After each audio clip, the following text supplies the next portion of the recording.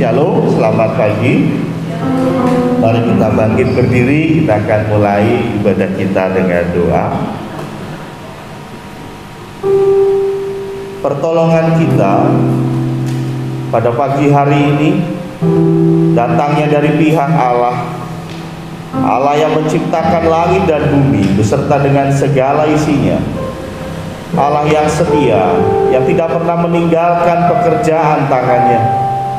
Turunlah atas kita sekalian kasih karunia dari Tuhan Yesus Kristus dan persekutuan oleh Roh Kudus. Amin. Silakan duduk.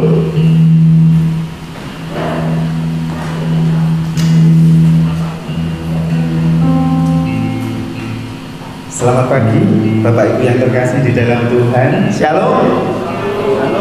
Shalom. Di tahun 2021 baru pertama kali kita ibadah onsite ya.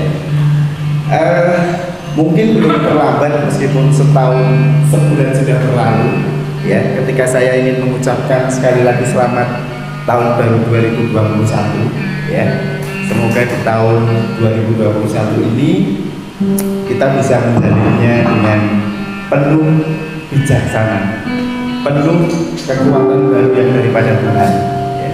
Karena kita tidak tahu apa yang akan kita hadapi, sampai berapa lama keadaan seperti ini harus kita hadapi ya.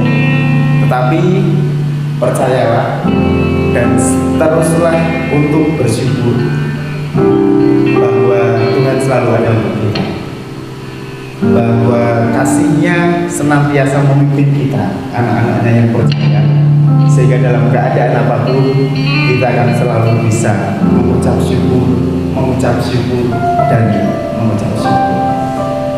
Mari kita angkat satu pujian. Kita mau persiapkan hati kita persiapkan seluruh apa yang ada di dalam diri kita hanya bagi kemuliaan nama Tuhan. Bapa, ku datang menyembah-Mu di sini. Mari kita pujikan pujian ini dengan segenap hati kita. Allah selalu ada, Allah selalu menyertai kita. Tidak perlu ada ketakutan, tidak perlu ada kekhawatiran di dalam diri kita. Pujian kita di hadapan Tuhan.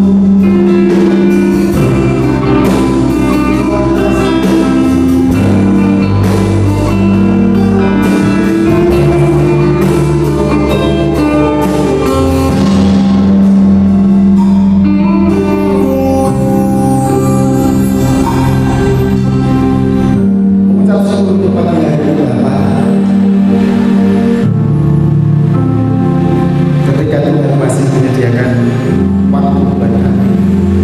Tuhan masih memberikan hal yang baru buat kami. Dalam kondisi apapun, dalam keadaan apapun, kami tetap dan sungguh-sungguh bersyukur. Dan pagi hari ini kami ingin meluapkan ucapan syukur kami melalui puji-pujian kami, melalui penyembahan kami, melalui sikap kami ketika kami mendengarkan kebenaran firman Tuhan. Terima kasih Bapak, terima kasih. Kami menyerahkan seluruh jemaat gereja Salasi Condorokusumo, baik yang ada di tempat ini ataupun mereka yang berada di rumah, ataupun mereka yang sedang bekerja, ataupun mereka dalam keadaan apapun, hanya ke dalam tangan. Terima kasih Bapak, terima kasih. Inilah persembahan kami, inilah ujian kami, inilah ibadah kami yang hanya kami persembahkan di dalam satu nama, nama Tuhan kami, Yesus Kristus. Haleluya. Semua yang bisa berkatakan amin.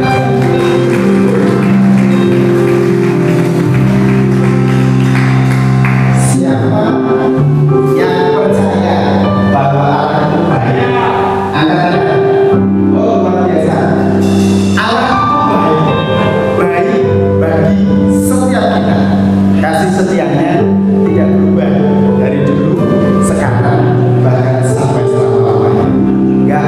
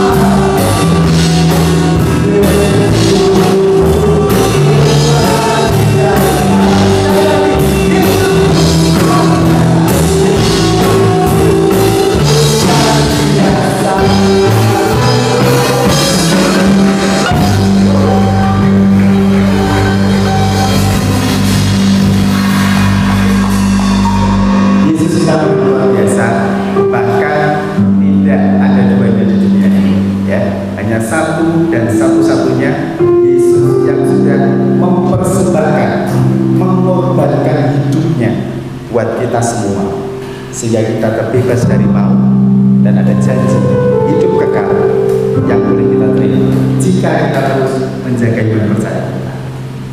Darah Yesus.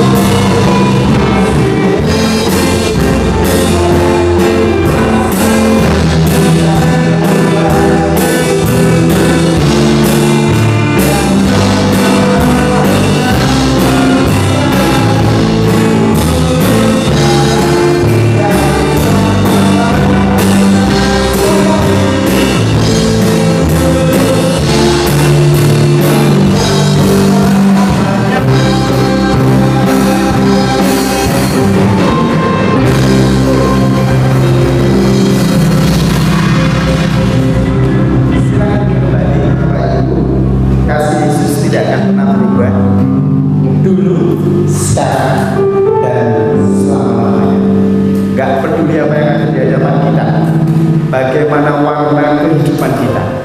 Kasih Yesus tidak pernah berubah. Kita akan persiapkan hati kita. Kita akan dengarkan kebenaran firman Tuhan.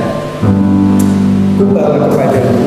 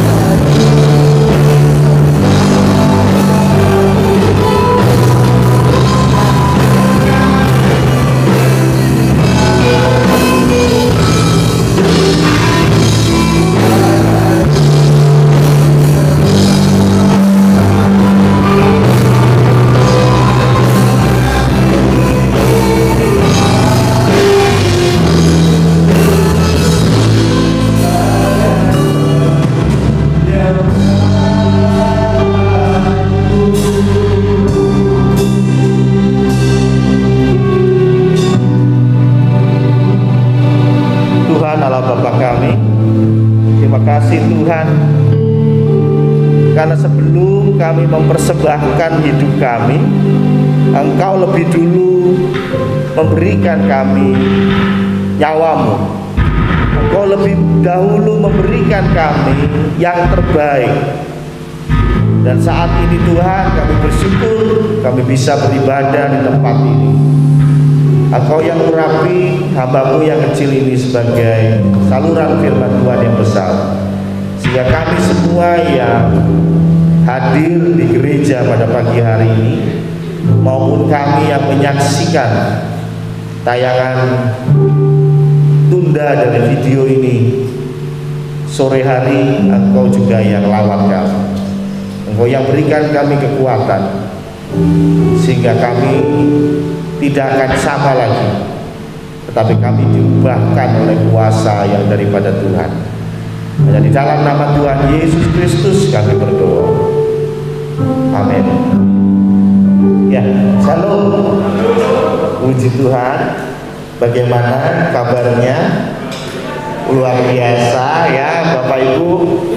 Saya terima kasih untuk teman-teman PAW ya, dan juga untuk majelis ya yang sudah memikirkan banyak hal ya. Dan saya harus sampaikan bahwa hari ini kita belum bisa perjamuan kudus ya, karena 1-2 hal yang dipikirkan sehingga keputusan sementara kita tunda dulu untuk perjamuan kudus ya. Saya harap Bapak Ibu memakluminya ya.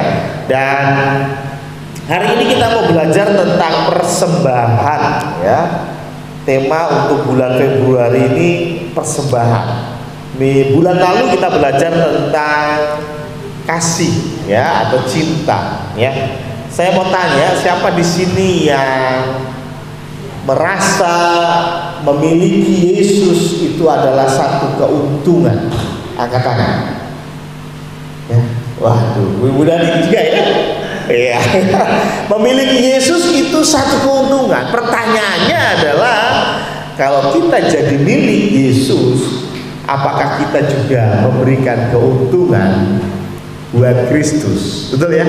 Kalau Kristus kita miliki dan itu bisa kita sampaikan bahwa itu satu keuntungan yang luar biasa, pertanyaannya, apakah Yesus punya kita itu untung apa rugi? Jangan-jangan Yesus punya kita rugi besar ya.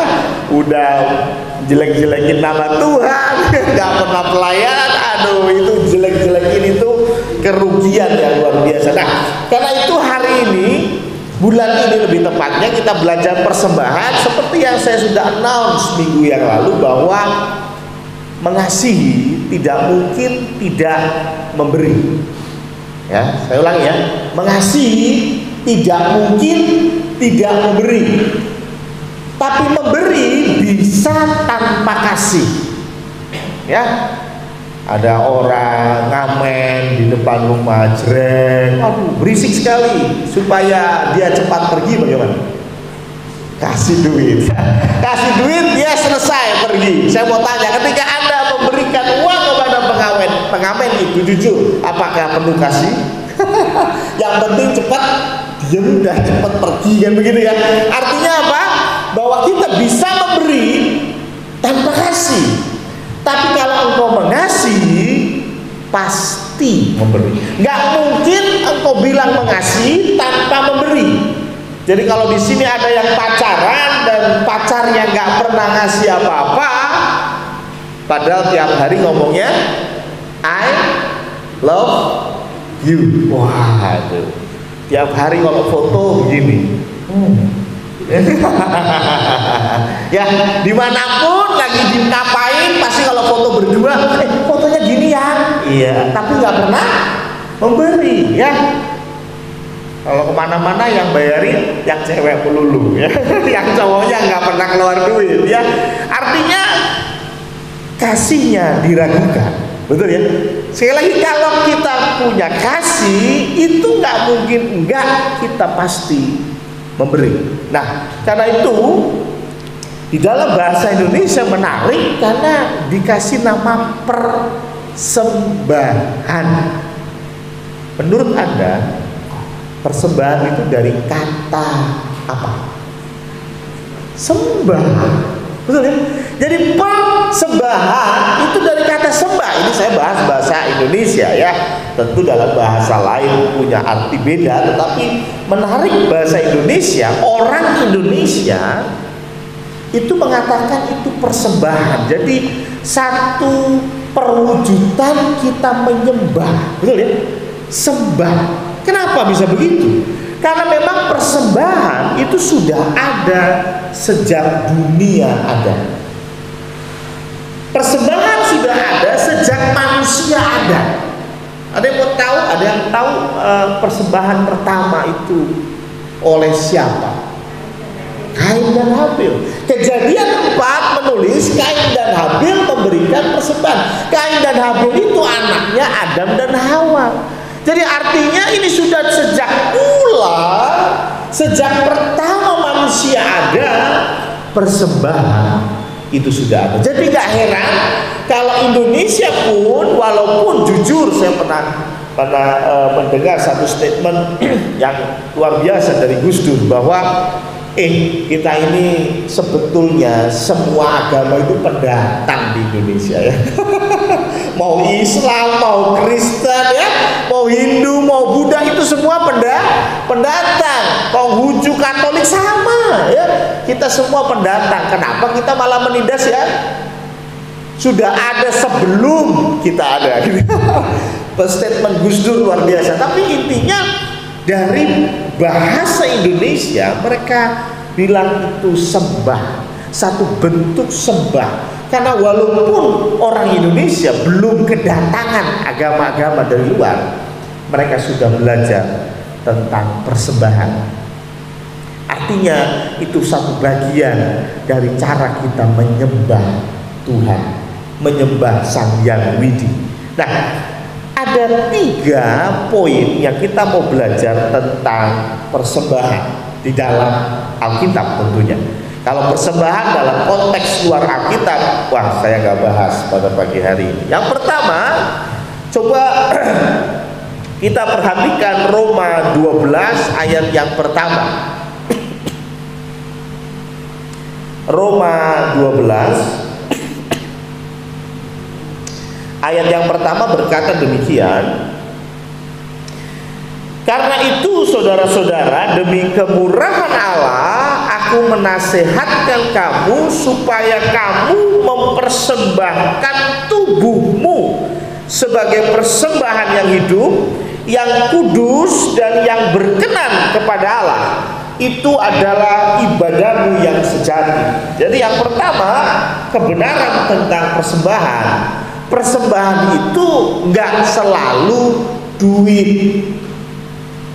Zaman sekarang kadang-kadang kalau kita bilang kita kasih persembahan, pikiran kita apa langsung? Duit. Kalau Bapak Ibu mendengar khotbah KPK saya hari Jumat kemarin yang diedit oleh Saudara Stephen ya, editannya luar biasa ya, wajah saya ketutup ya. Ya, nggak apa-apa. Wajah saya ketutup nggak masalah. Yang penting ayat firman Tuhan aja jelas, bagus Steve ya. Jadi ketika KPK, saya khotbah KPK itu saya menyinggung sedikit masalah duit. Kalau masih ingat ya. Jadi duit yang kita punya itu punya sejarah. Jadi nggak zaman Tuhan Yesus nggak ada duit kertas. Zaman Tuhan Yesus itu adanya duit koin logam ya. Yang kita bicara dengan dirham ya, dinar ya. Nah itu uang logam. Nah kemudian uang logam ini masalahnya adalah sulit dibawa. Kalau Pak Marno punya emas 3 kilo, bawanya susah ya Pak. Wah berat 3 kilo, bawa kemana-mana, dompet jebol. Karena itu gimana caranya dia titipkan, dia hutangkan kepada orang, dan satu institusi itu keluarkan banknote. Banknote itu yang kemudian jadi asal muasalnya duit. Ya, jadi satu kertas yang menyatakan bahwa kertas ini bernilai 3 kg emas. Itu cuma satu lembar kertas. itu nilainya 3 kilo emas. Gampang ya bawanya. Mungkin Pak Marno mau beli tanah di Steve, ya di NTT sana, Steve saya mau beli tanahmu 3 kilo emas. Pak Marno, oh tinggal bawa kertas yang namanya banknote, ya. Di situ tertulis kertas ini bernilai 3 kilogram emas. Kasihkan Steve. Oh Steve lihat, oh saya setuju sudah, deal beres, gitu ya. Nah Steve bisa ambil 3 kilo emasnya di mana ya? Di bank yang keluarkan itu. Ini baru muncul kurang lebih abad ke-17, hanya 300 tahun yang lalu.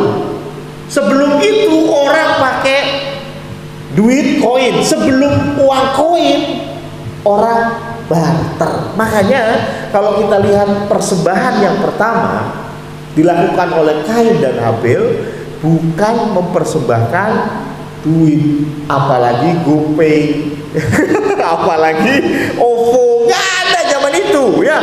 Mereka mempersembahkan apa? Apa yang mereka punya, barang.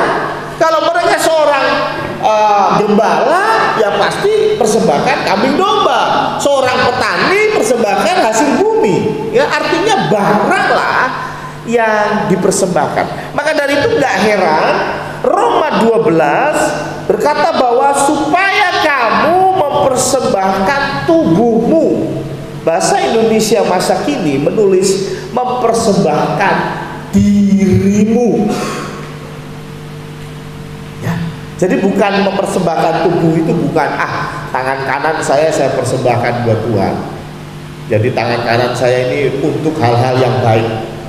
Kalau buat ngaplokin orang tangan kiri gitu. Rajar nih. Nah, gitu ya. Kiri, tangan kanan untuk memberi. Ya, karena apa? Karena kita pikir tangan kanan ini buat Tuhan. Mata kanan buat Tuhan. Ya, baca Alkitab pakai mata kanan. Lihat yang gangga pakai mata kiri, gitu kan?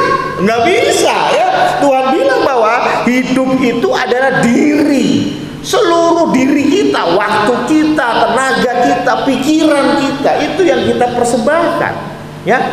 Maka dari itu ada satu cerita bagaimana orang tua bingung, dia mau kasih persembahan buat Tuhan, tapi seorang wanita tua ini dia nggak punya pensiunan, artinya uang mepet, ya.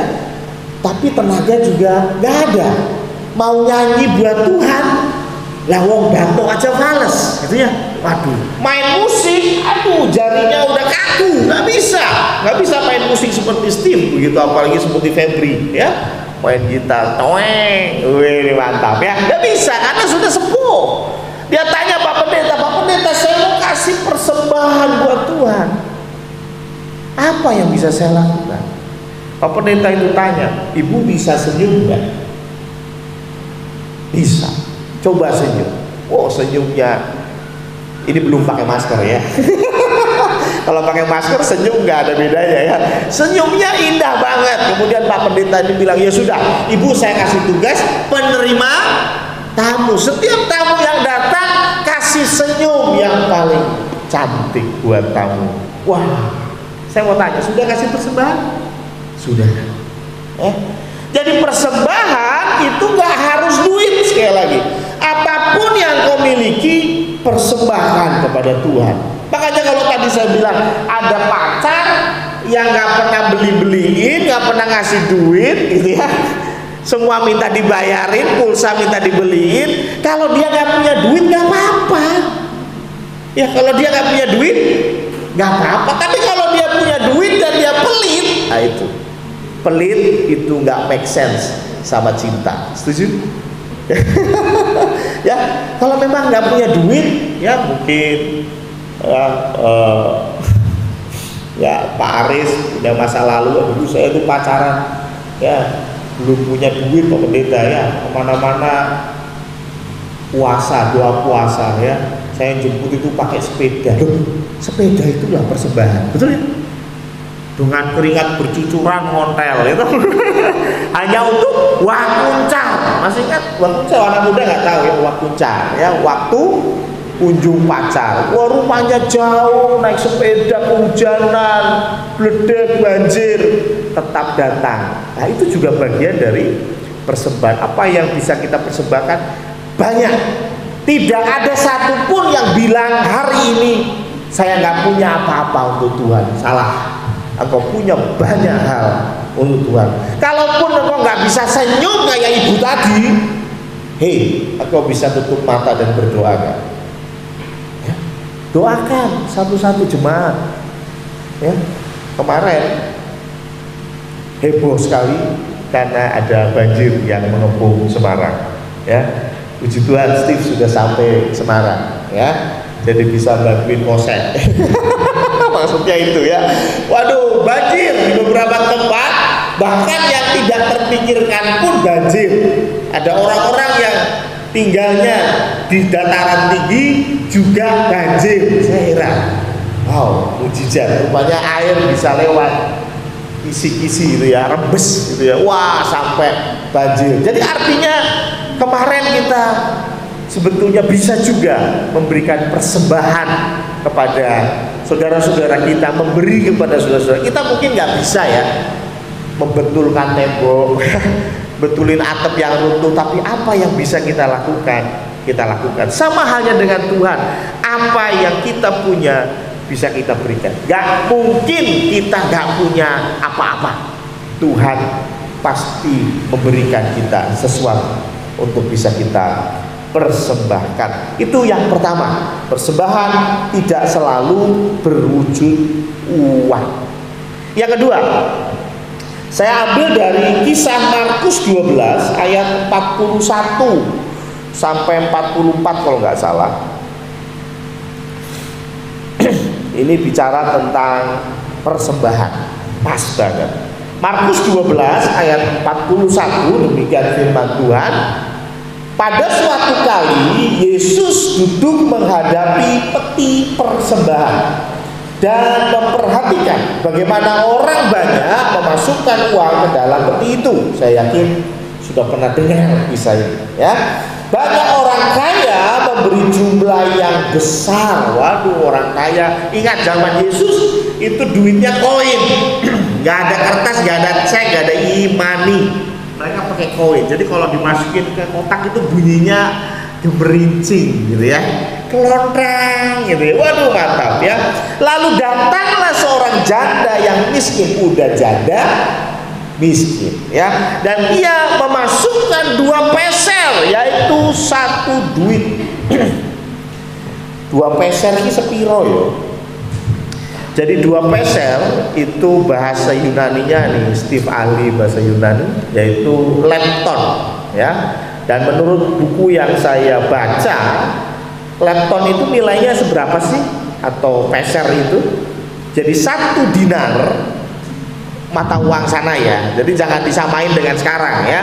Sekarang itu dirham Uni Arab Emirat itu dirham, 1 dirham hanya sekitar 3.000 rupiah ya. Tapi sebetulnya zaman Yesus beda. Dirham itu 8 gram emas. Ya, 1 dinar sekarang. 1 dinar menurut Matius 20 itu upah 1 hari kerja. Berarti katakanlah 1 dinar 100.000 lah biar gampang. Kemudian 1 dinar itu nilainya 128 lepton. Jadi kalau saya hitung, iseng-iseng saya hitung sekitar 780 sekian rupiah. Ya kita buletin aja lah, 800 rupiah. Jadi 1 lepton itu nilainya 800 rupiah. Tinggal parkir wae kurang. Dan si janda miskin ini dia memasukkan 2 peser, 2 lepton, berarti 1.600 rupiah. Itu buat beli es teh manis di Pak Parjo aja nggak bisa, ya nggak bisa ya Pak. Kecuali kemurahan di Pak Parjo ya. Artinya ini uang kecil banget ya, 1.600 rupiah doang gitu. Ya mungkin ya sekarang kita aja dapat susu 500 rupiah, 600 lah, ambil aja ya. Kadang-kadang kita nggak ambil susunya karena terlalu kecil. Tapi janda yang miskin ini dia memasukkan 2 peser. Maka dipanggilnya murid-muridnya. Jadi Tuhan Yesus mau mengajar murid-muridnya. Reneo ya, dan berkata kepada mereka, aku berkata kepadamu, sesungguhnya janda miskin ini memberi lebih banyak daripada semua orang yang memasukkan uang ke dalam peti persembahan. Semua orang yang masukin duit, total semua persembahan dibanding 2 peser, banyakkan 2 peser. Bayangin ya. Itu semua pada belongo. Iki Tuhan Yesus ora iso ngitung opo piye. Betul ya? Tapi kemudian berkatalah Tuhan Yesus, sebab mereka semua memberi dari kelimpahannya, tetapi janda ini memberi dari kekurangannya. Semua yang ada padanya, yaitu seluruh nafkahnya. Bahasa asli untuk nafkah itu bios. Awalnya bahasanya bios. Bios itu bukan nafkah, lebih tepatnya bios itu hidup. Makanya ada ilmu namanya biologi, ilmu tentang hidup, betul ya, biologi, gitu ya. Makanya bios itu bicara seluruh nafkah. Makanya ada terjemahan lain yang mengatakan bahwa seluruh hidupnya, ya. Jadi dia mempersembahkan seluruh, ya, hidupnya, seluruh biosnya, seluruh nafkahnya. Dan yang menarik dalam cerita ini adalah ada penggunaan bahasa Yunani yang beda. Jadi bahasa Yunani untuk miskin itu ada 2. Yang pertama adalah penikros. Penikros itu miskin tapi masih punya lah.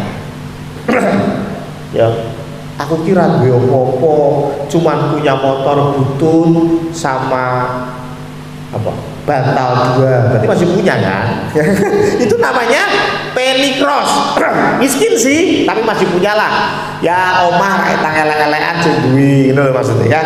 Motor raketang mogo-mogoan masih punya. Jadi penikros itu miskin tapi masih punya. Tapi yang kedua adalah tokos. Tokos itu betul-betul miskin. Belas salah duit, itu tokos. Ya, kalau saya kira kita nggak ada yang tokos lah ya. Kita pasti punya sesuatu ya. Penikros itu lebih tepat ya bagi yang baru lahir lah, nggak punya apa-apa ya. Penikros ya, tokos ya. Tapi kalau penikros banyak ya, pemulung itu penikros, tapi mereka masih punya ya. Nah, menariknya pada ayat yang ke-42, lalu datanglah seorang janda yang miskin. Nah, miskin ini disebut penikros. Jadi datang janda yang miskin tapi masih punya sih, gitu ya. Tapi yang menarik ayat yang ke-42, aku berkata kepadamu sesungguhnya janda miskin, itu ditulisnya tokos. Artinya apa? Sebelum dia memberi persembahan, dia miskin sih, tapi masih punya apa? Ya 2 peser tadi.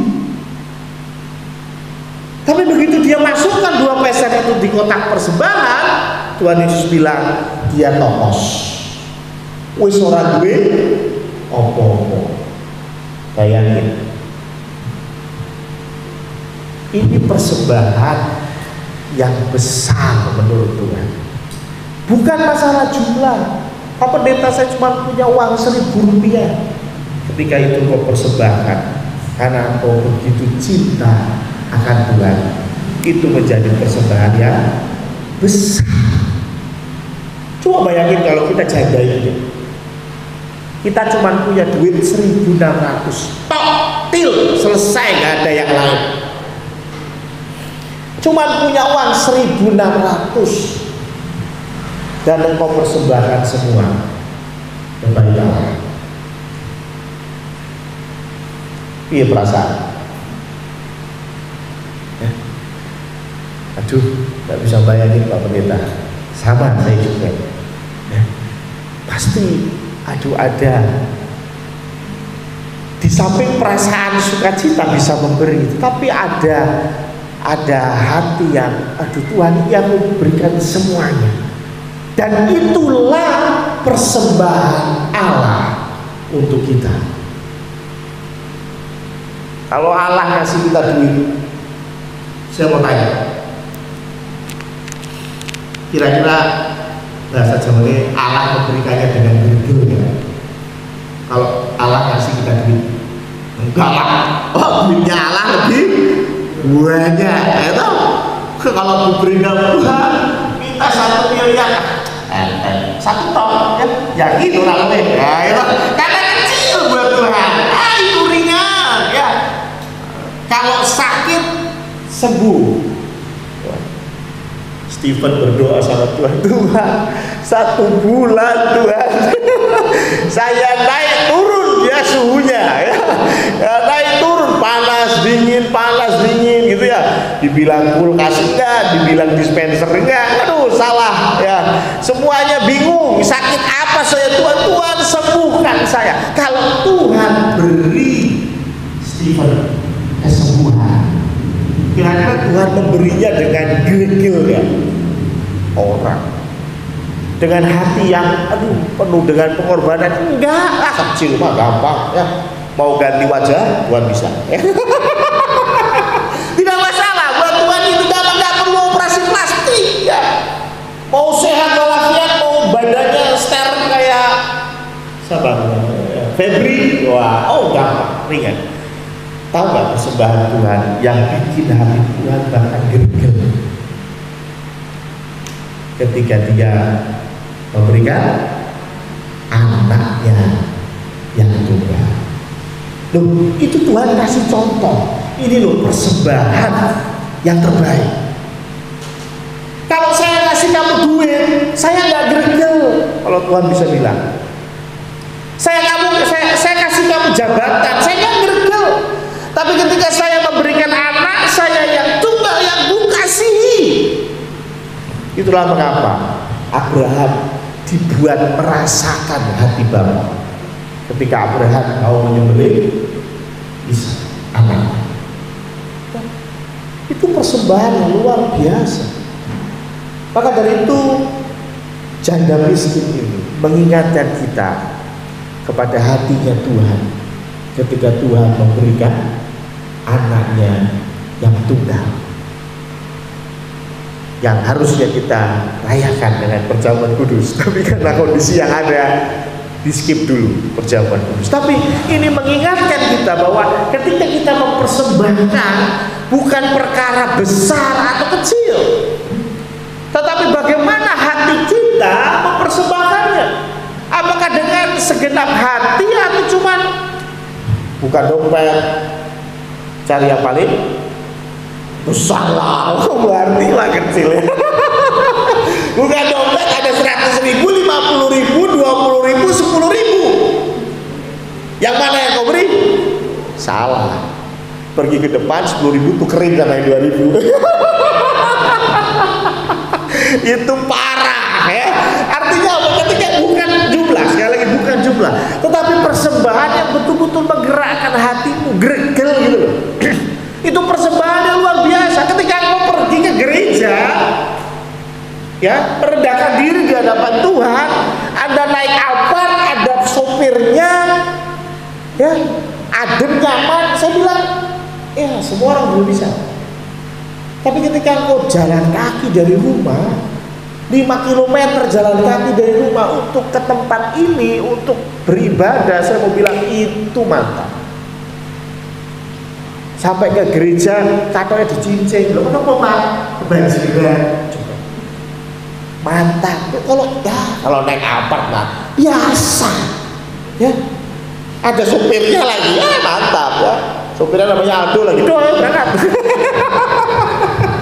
Bersandar ya. Artinya itu gampang. Tapi begitu kita memberikan sesuatu dengan kesungguhan hati, dengan hati yang bahkan sampai tanda kutip gergel, nangis, itu persembahan yang luar biasa. Tuhan sudah buktikan ketika dia persembahkan anaknya. Dan janda ini mengingatkan kita lagi, kita harus memberikan yang membuat hati kita sampai gergel. Itu persembahan yang terbaik. Sekali lagi, bukan jumlah. Gak perlu kok berpikir, wah berarti semua duit itu kudu dikeke orang. Siapa yang bilang? Saya cuma bilang ketika mempersembahkan, hatimu itu yang memberi, bukan pikiranmu. Ya. Dan yang ketiga, yang terakhir, Mari kita buka 1 Yohanes 3 ayat 12.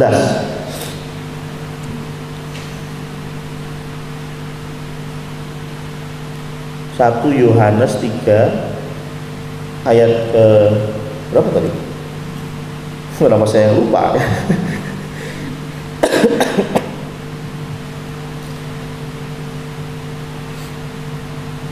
Yohanes 3 ayat yang ke-12. Jadi Yohanes ini mengutip kisah di Kejadian 4. Kain dan Habil memberikan persembahan. Persembahannya Habil diterima Tuhan, tetapi persembahannya Kain ditolak.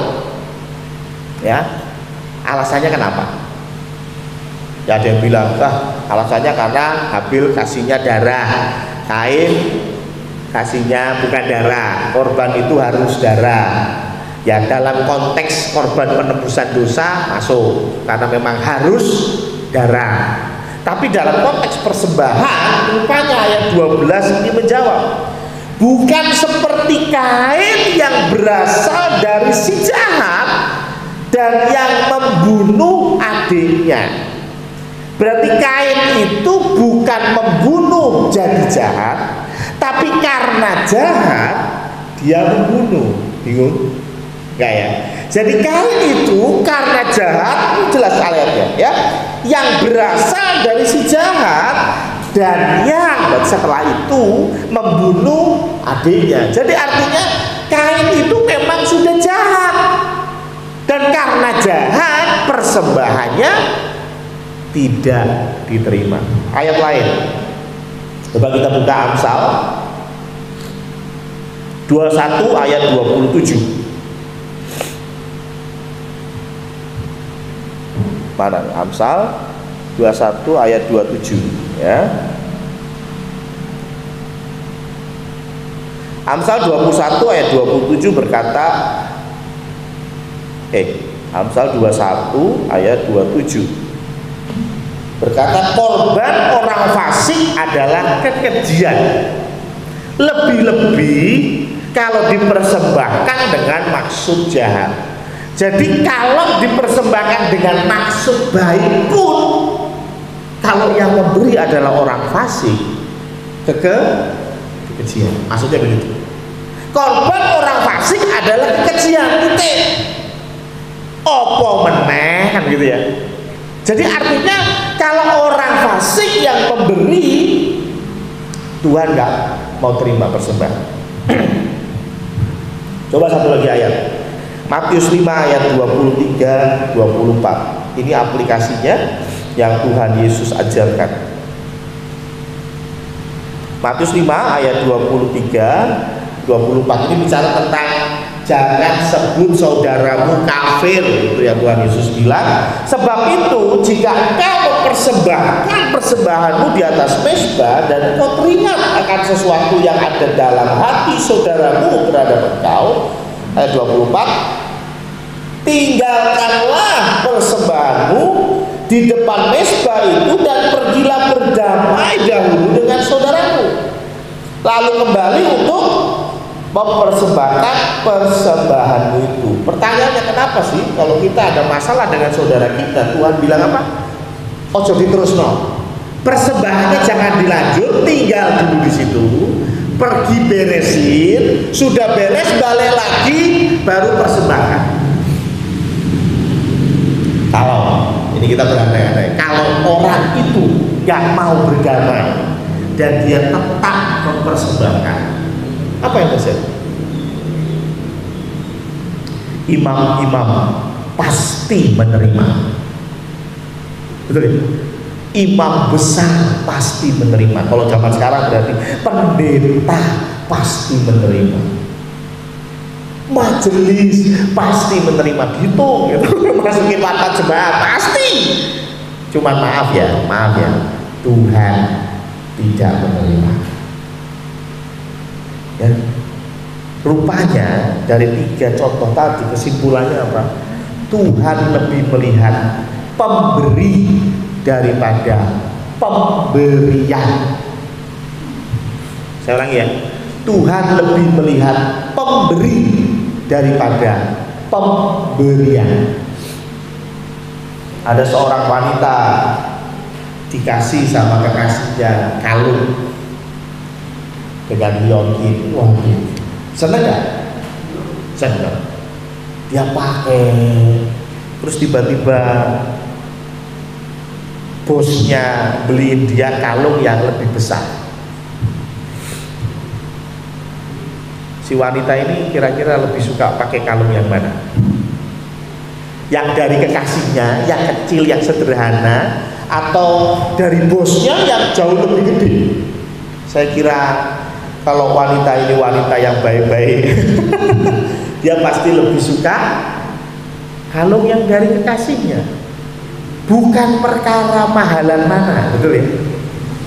Tapi dari siapa pemberian itu. Betul ya? Ketika saya diberi sesuatu oleh mendiang ibu saya, sampai sekarang masih saya simpan. Harganya nggak seberapa, tapi perlu Anda tahu, itu yang ngasih mami gue. Mau sesusah apapun, itu barang gak bakal saya jual. Kenapa? Bukan masalah harga. Yang ngasih siapa? Tahu ya? Itu kita. Apalagi Tuhan. Tuhan gak pandang kamu kasih duit atau kasih barang atau kasih apapun yang besar kalau dirimu gak beres. Tadi ayat firman Tuhan bilang apa? Kain itu jahat. Kalau hidupmu gak karu-karuan, jangan pikir saya korupsi, tapi jangan khawatir Tuhan. 10% saya kasih ke gereja. Saya mau tanya, kira-kira gereja terima gak? Mungkin pendeta terima. Kenapa? Kan nggak tahu juga pendeta ya. Pasti datang ke pendeta nggak bilang habis korupsi, betul nggak? Bilangnya gimana? Oh, pendeta ada berkat ya, ini buat gereja 100 juta, haleluya. Pendeta terima nggak tahu. Saya mau tanya, Tuhan terima? Jijik Tuhan. Tuhan lebih penting pemberi daripada pemberian. Karena itu sebelum kau memberi, benahilah hidupmu. Sebelum kau memberi, pastikan hatimu benar di hadapan Tuhan. Engkau hanya memberi untuk dilihat orang. Engkau hanya memberi supaya kelihatan kalau dermawan. Saya mau bilang, mungkin pendeta terima, mungkin majelis terima, mungkin namamu akan terpampang di warta jemaat, tapi tidak akan tertulis di surga. Buat apa? Kalau model begitu, namanya kau nyumbang gereja.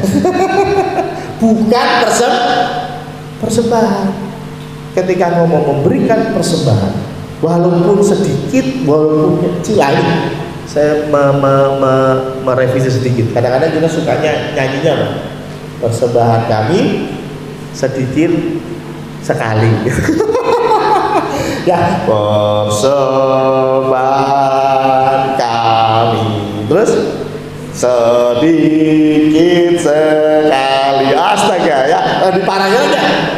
Lanjutannya, kiranya Tuhan terimalah. Wih Siti, Tuhan kan nompo lah ilah itu.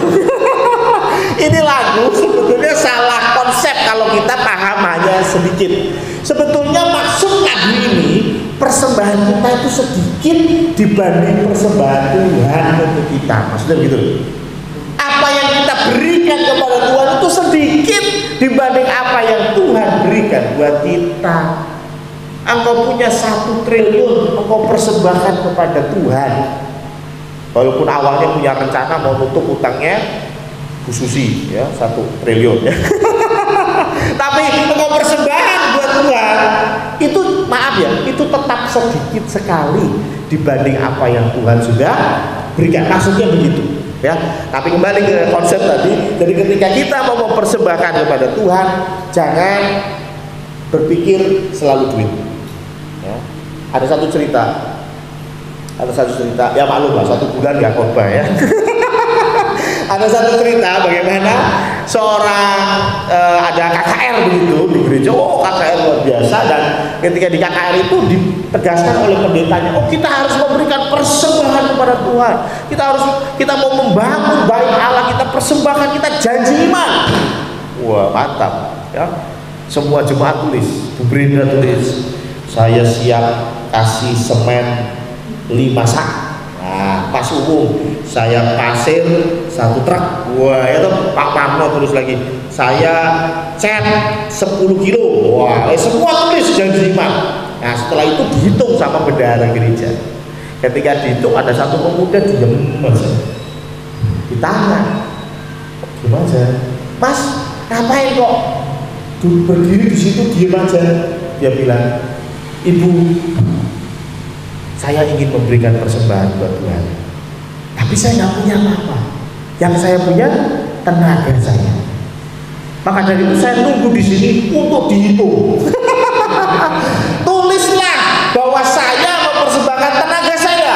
Kalau perlu buat ngaduk semen, perlu buat ngecat, saya siap dipanggil. Tulis saya, ini janji iman saya. Betul? Itu persembahan, tidak harus duit.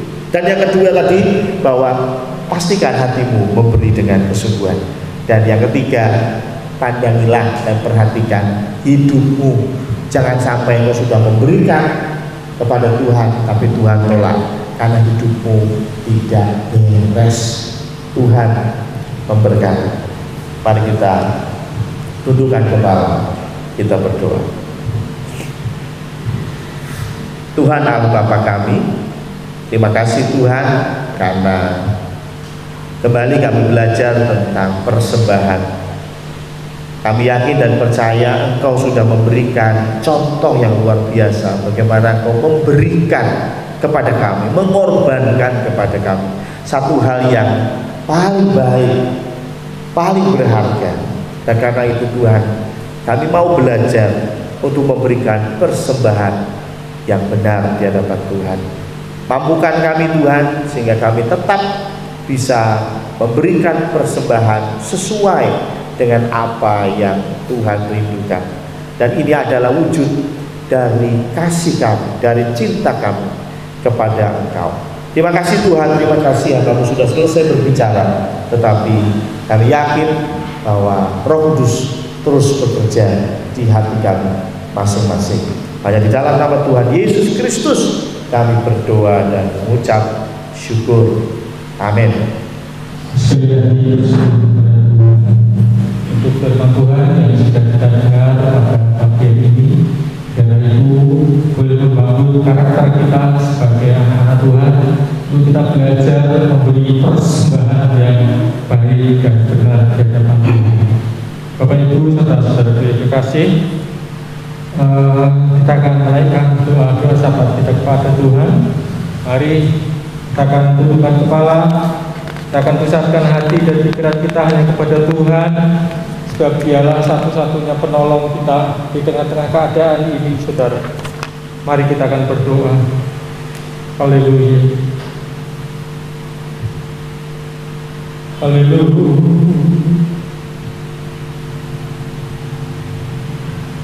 Kami datang mengucap syukur kepada Tuhan untuk pagi hari ini. Satu pagi yang indah memberikan bagi kami anak-anak-Mu. Untuk kembali kami boleh datang di dalam hadirat Tuhan. Ada banyak alasan orang untuk tidak beribadah seperti kami pada pagi hari ini. Karena mungkin mereka khawatir, karena mungkin mereka takut dengan situasi kondisi yang ada. Namun kami bersyukur kepada Tuhan, banyak hal yang telah Engkau perbuat dalam hidup ini Tuhan. Rencana-Mu sungguh indah terjadi dalam hidup kami. Engkau mengerti segala apa yang kami perlukan Tuhan. Karena kasih-Mu, Engkau memampukan kami Tuhan untuk kami boleh datang ke tempat ini. Kami bersyukur dan berterima kasih Tuhan di hadapan Engkau. Banyak orang takut untuk beranjak dari rumah mereka. Mereka tinggal di rumah mereka sendiri-sendiri. Tapi kami bersyukur kepada Tuhan, Pagi ini kami tinggal di rumah Tuhan untuk kami menikmati kasih setiamu dalam hidup kami Tuhan. Terima kasih Yesus, terima kasih Bapa. Sebabnya kami mau belajar untuk memberi yang terbaik pada Engkau melalui apa yang ada pada kami. Itulah firman Allah yang beri kami dengar akan membangun karakter kami, hidup kami, agar kami menjadi jemaat Tuhan yang mampu memberi yang terbaik untuk Engkau Tuhan. Terima kasih Tuhan, terima kasih Yesus. Kami berdoa untuk membangun pendeta Samuel Priyotono yang Tuhan sudah pakai untuk menabur benih firman bagi kami, boleh mengingatkan hidup kami sebagai anak Tuhan. Apabila mungkin selama ini kami hitung-hitungan dengan apa yang kami miliki, tetapi biarlah firman Tuhan yang kami dengar pada pagi hari ini akan membuka hati kami untuk kami memberi yang terbaik untuk Engkau. Terima kasih Tuhan, terima kasih Yesus. Pagi hari ini kami berdoa kepada Tuhan untuk saudara-saudara kami, teman-teman kami yang tidak bersama-sama dengan kami pada pagi hari ini Tuhan. Sekali lagi mungkin mereka khawatir, mungkin mereka takut, mungkin mereka cemas, mungkin mereka ada gelisah dengan kondisi pandemi yang ada Tuhan. Tapi biarlah Tuhan menetapkan hati mereka bahwa hidup sesungguhnya ada di dalam tangan Tuhan. Apa yang kami kerjakan semata-mata biarlah itu untuk mempermuliakan nama Tuhan. Kami teringat khususnya teman-teman kami yang saat ini tidak bersama-sama dengan kami, oleh karena mereka mengalami sakit secara fisiknya Tuhan. Tubuhnya mengalami sakit sehingga mereka tidak mampu bergerak, melakukan setiap aktivitas, apalagi beribadah seperti kami pada saat pagi hari Tuhan. Itu sebabnya kami berdoa untuk Ibu Andreas, dan berdoa untuk Saudari Widawati, kami berdoa untuk Ibu Jamila serta Saudari Lidia. Tuhan, Engkau melawat mereka, menghampiri mereka, memberikan hati yang tetap terus percaya kepada Tuhan di tengah-tengah keadaannya. Biarlah mereka tidak berpaling daripada Engkau, tapi biarlah mereka justru semakin mengasihi Engkau, semakin percaya kepada Engkau Tuhan, bahwa penderitaan yang terjadi saat sekarang ini tidak sebanding dengan kemuliaan yang hendak Tuhan nyatakan dalam diri mereka. Itu sebabnya Tuhan, hamba berdoa kepada Engkau, berilah kekuatan dalam iman mereka, berilah hati yang tetap tenang dan sabar dalam mereka menjalani pergumulan hidup ini Tuhan, sehingga mereka tetap terus mengarahkan pandang hanya kepada Tuhan, dan di situ Tuhan menyediakan satu tempat yang layak bagi mereka Tuhan. Terima kasih Tuhan, terima kasih Yesus. Pada pagi ini kami juga berdoa Tuhan untuk program-program gereja kami di awal di tahun 2021 Tuhan. Mungkin beberapa waktu ke depan kami tidak membahasnya di dalam program gereja. Beri kepada kami hikmat akal budi Tuhan, hamba-hamba-Mu yang ada di tempat ini, sehingga kami boleh memikirkan secara sungguh-sungguh apa yang harus kami kerjakan sebagai bentuk kami mengasihi Engkau dengan pelayanan-pelayanan yang ada Tuhan. Berilah kepada kami satu kerinduan untuk kami boleh benar-benar mengaplikasikan apa yang sedang kami pikirkan ini di dalam kehidupan kami. Bahkan kami memiliki satu terobosan yang ada di tengah-tengah pandemi ini Tuhan. Kami tetap eksis, kami tetap bersungguh-sungguh giat untuk boleh melakukan tugas kami sebagai seorang hamba di tempat ini. Sebab itu Tuhan menolong kami, memimpin kami, memberi kepada kami pengetahuan ya Tuhan, terobosan-terobosan baru, sehingga kami tetap terus dapat mengerjakan bagian kami sekalipun di tengah-tengah kesulitan, di tengah-tengah keadaan yang ada. Bapak, kami berdoa untuk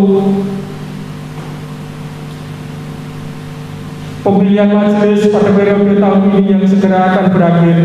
Kami bergumul Tuhan untuk orang-orang yang tepat yang mereka akan menduduki sebagai kemajelisan di periode yang akan datang Tuhan.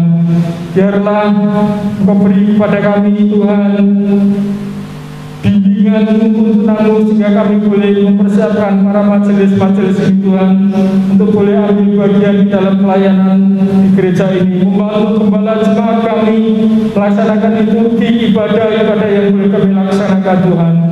Kami sadar, kami tahu kemampuan kami terbatas, namun biarlah kiranya Engkau menolong kami Tuhan, sehingga kami boleh memilih sosok yang tepat untuk mereka boleh menjadi majelis gereja di periode tahun ini Tuhan.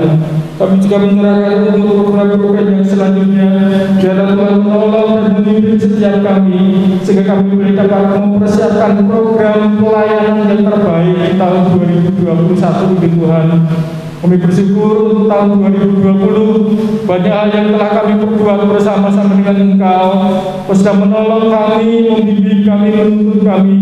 Namun kami belum puas Tuhan, karena kami belum melakukan banyak hal untuk Engkau. Sebab itu biarlah Tuhan tolong kami, agar di tahun-tahun mendatang kami lebih banyak lagi melakukan sesuatu untuk hormat dan kemuliaan bagi nama Tuhan. Kami berdoa kepada Tuhan untuk para pelayan-pelayan Tuhan di sepekan yang akan datang, meskipun ibadah kami masih secara online, namun kami menyerahkan untuk menyampaikan firman Allah. Tuhan berkati, Tuhan bimbing, Tuhan tolong untuk mereka boleh menjadi kepanjangan lidah Allah, menyampaikan pesan-pesan-Mu, boleh menguatkan jemaat Tuhan di tengah-tengah kondisi pandemi yang ada ini Tuhan, agar mereka boleh diberkati melalui firman yang disampaikan. Bapa, kami berdoa untuk bangsa dan negara ini yang kini tetap terus berjuang dengan pandemi corona ini Tuhan. Banyak upaya-upaya yang sudah dilakukan oleh pemerintah ini bagi bangsa ini, bagi pemimpin kami Tuhan, agar corona ini boleh segera dapat teratasi Tuhan. Namun kami melihat justru lonjakan-lonjakan terjadi di berbagai daerah Tuhan. Kami menyerahkan ke dalam tangan kuasa Tuhan upaya-upaya yang dilakukan oleh pemimpin-pemimpin bangsa ini, baik Bapak Presiden, para menteri, dan seluruh warga masyarakat. Tuhan tolong kepada kami untuk saling bahu-membahu, saling menopang, saling mendukung satu program yang ada di negeri ini Tuhan, sehingga kami rindu corona ini boleh dapat teratasi Tuhan, sehingga boleh memberikan satu kebebasan, keluasan untuk kami boleh beraktivitas. Namun kami tetap bersyukur Tuhan, dengan kondisi yang ada kami masih tetap dapat beribadah kepada Engkau. Kami berdoa khususnya untuk kota Semarang ini Tuhan. Kami berdoa biarlah Tuhan Kau akan menolong, melindungi kami Tuhan, agar pertambahan jumlah corona tidak semakin meningkat, tetapi boleh semakin ditekan oleh adanya program-program yang sudah disampaikan oleh pemerintah, termasuk diantaranya adalah vaksinasi Tuhan. Biarlah kami berdoa untuk seluruh masyarakat kota Semarang ini, agar kami tetap terus menjaga protokol kesehatan. Kami boleh mematuhi aturan-aturan yang sudah ditetapkan oleh pemerintah ini, boleh kami lakukan di dalam kehidupan kami, di dalam keluarga, bermasyarakat, di gereja, ataupun dimanapun kami berada, sehingga kami boleh menekan angka penyebaran corona ini Tuhan. Sehingga kami rindu Tuhan, satu saatnya Tuhan Engkau mau memberikan satu pemulihan bagi kota Semarang, bagi Indonesia ini Tuhan. Kami boleh dipulihkan dari keadaan kami corona boleh pergi, dan kami boleh dapat beraktivitas dengan baik. Terima kasih Bapa, terima kasih Yesus. Itulah kerinduan kami sebagai salah satu bagian negeri ini, sebagai salah satu jemaat Tuhan di Aceh Semua ini, agar Engkau melakukan negeri ini dari corona Tuhan yang banyak sekali menghambat perekonomian bangsa ini Tuhan. Kami menyerahkan kepada Tuhan, Bapak Presiden beserta dengan jajarannya, staf yang paling bawah, berikan kepada dia hikmat akal budi, sehingga mereka boleh tetap terus dapat memikirkan langkah-langkah yang terbaik, langkah-langkah yang strategi untuk dapat mengatasi corona ini Tuhan. Kami menyerahkan kepada Tuhan. Demi nama Tuhan kami Yesus, kami naikkan doa serta ucapan syukur kami pada pagi hari ini. Haleluya. Amin. Kita akan menyimak kegiatan kita selama satu pekan ini.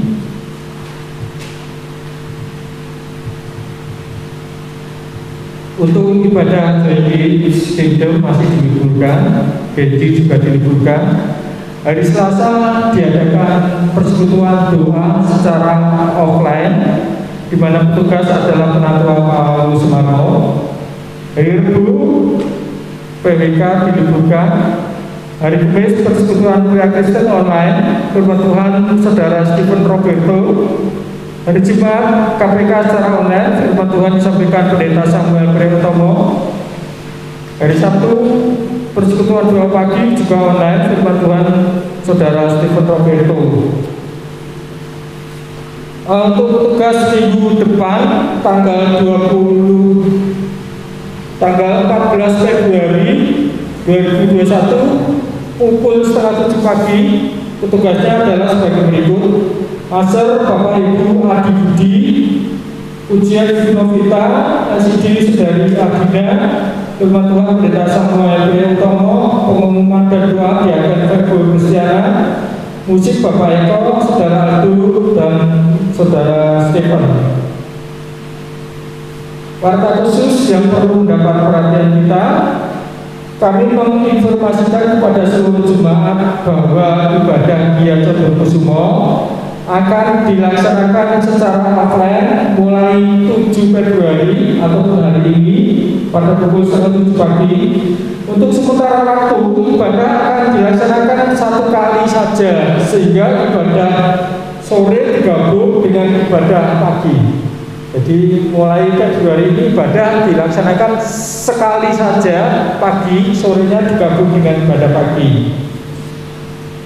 Gia Condongkusumo membuka pendaftaran baptisan air yang akan dilaksanakan pada tanggal 2 April 2021. Bagi jemaat yang ingin mendaftar dapat menghubungi Pendeta Samuel Priyotomo dengan nomor HP yang tertera, atau dari Veronica dengan HP yang sudah tertera.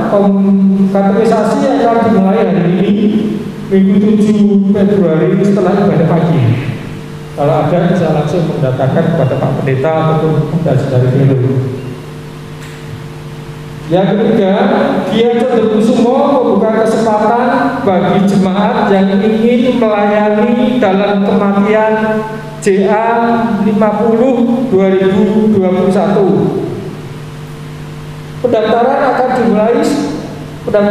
akan dibuka sampai dengan tanggal 13 Februari 2021. Bagi jemaat yang ingin mendaftar sebagai panitia dapat menghubungi Pendeta Samuel Priyotomo. Rapat pembentukan akan dilaksanakan pada hari Minggu 14 Februari 2021 pukul 9 tepat. Jadi kepanitiaan sekarang bukan ditunjuk, tapi apabila saudara terbeban ingin masuk dalam panitia, bisa langsung mendaftar pada Pendeta Samuel Priyotomo dan diberikan waktu batas sampai tanggal 13 Februari, di mana tanggal 14-nya akan mengadakan rapat. Yang terakhir adalah kami mengundang seluruh jemaat untuk hadir dalam ibadah doa syukur pernikahan Saudari Wulansari pada hari Rabu 10 Februari 2021 pada pukul 18.30 di rumah Bapak Lukas Purwanto, rumahnya di Karangsari sini ya. Jadi inilah pengumuman warta gereja selama 1 pekan ini yang perlu mendapat perhatian kita. Selamat pagi dan Tuhan Yesus memberkati.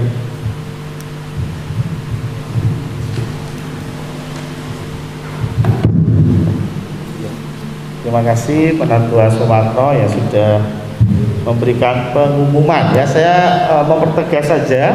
Yang pertama adalah dapat info dari Bu Pur ya dan Pak Pur bahwa untuk acara hari Rabu itu memang dikhususkan buat kita ya, jadi kayak KPK begitu ya.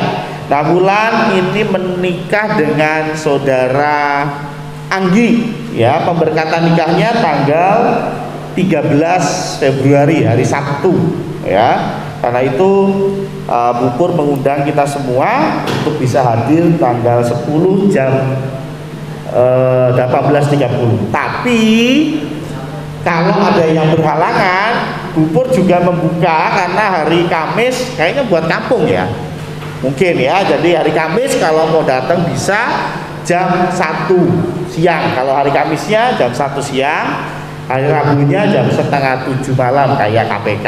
Nah, Bu Pur juga menyampaikan permohonan maaf karena tidak bisa bikin undangan dan lain sebagainya, apalagi woro-woro karena sekali lagi kondisi masih seperti ini ya, dan memang kondisi juga dibatasi. Karena itu sekali lagi mohon maaf ya, memang tidak ada undangan tertulis ya. Juga untuk pemberkatan nikah pun juga sekali lagi karena sangat-sangat dibatasi, karena itu juga Bu Pur dan Pak Pur menyampaikan permohonan maaf kalau tidak bisa semua diundang ya. Nah, supaya nggak milih itu kan susah ya. Aduh, Mas Purwoko jadi pengen diundang, lah kok ya Mas Purwoko diundang, Pak Mano diundang, wah lama-lama banyak ya. Karena itu Bu Pur mending nggak usah diundang semua ya, yang diundang saya ya. Karena saya yang bertugas untuk pemberkatan bersama Pak Pendeta Max dari pendetanya Anggi ya. Jadi sekali lagi mohon maaf ya, Bu Pur dan Pak Pur sampaikan hal itu ya. Itu mungkin tambahan yang saya perlu tekankan. Dan karena itu hari Rabu PWK diliburkan ya. Untuk katekisasi sudah bisa langsung dilakukan jam 9 sih sebetulnya, tapi kalau nanti kira-kira yang datang sudah komplit ya kita langsung mulai saja. Saya kira itu untuk tambahan dari saya. Mari kita bangkit berdiri, kita akan tutup ibadah kita dengan doa. Tuhan Allah Bapa kami, terima kasih Tuhan karena Engkau sudah memimpin kami dari awal ibadah sampai dengan akhir. Kami bersyukur kami bisa memuji dan memuliakan Tuhan di tempat ini. Walaupun memang belum semua jemaat bisa hadir, tetapi kami bersyukur karena Engkau hadir. Karena yang paling penting adalah kehadiran Tuhan. Kami juga berdoa dan bersyukur untuk teman-teman yang sudah melayani kami. Kami tahu Tuhan di tengah-tengah kondisi yang ada, tentunya ada kekhawatiran yang muncul, tetapi biarlah Engkau yang berikan hati yang damai sejahtera kepada setiap kami. Tuhan, kami yakin ketika kami pulang, kami tidak akan sama seperti ketika kami berangkat. Kami pulang dengan berkat-berkat Tuhan. Kami pulang dengan semangat yang baru. Kami pulang dengan damai sejahtera yang daripada Kristus. Dan Bapak Ibu sekalian, ketika Engkau dimanapun berada, jadilah berkat karena kita sudah diberkati oleh Tuhan. Bapak Ibu sekalian, angkatlah tanganmu, pandanglah Tuhan dengan hatimu, dan terimalah berkat Tuhan. Tuhan memberkati engkau, Tuhan melindungi engkau, Tuhan menghadapkan wajahnya kepadamu dan memberikan engkau damai sejahtera dari sekarang sampai selama-lamanya. Amin.